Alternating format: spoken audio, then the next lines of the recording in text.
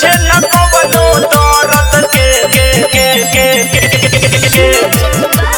जार लागे बिना मरद के रुआ खरा होला सुन सखी जारे तबो भतार मोरा बहरे नुबारे सखी रुआ खरा होला सुन सखी जारे तबो भतार मोरा बहरे नुबारे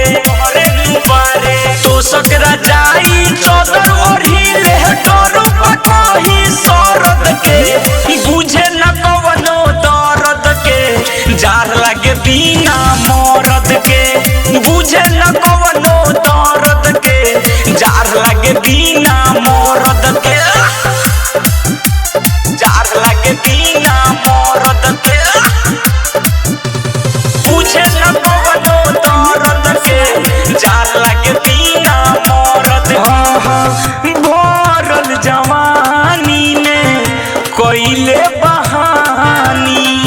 मरद के दर्द हमसे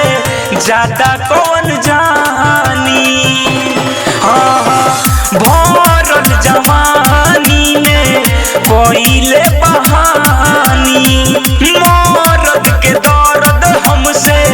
ज्यादा कौन जानी उठ के लाली कनवा के बाली रोवे जवानी गरज के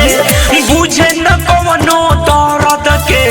जार लागे बिना मरद के बुझे न कवनो दर्द के जार लागे बिना मरद के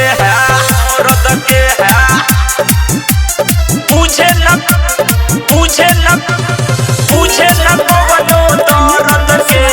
जार लागे बिना मरद के शुद्ध से बोले नाही बतियावे कोई लोनी हो रापा घरे नयावे शुद्ध से बोले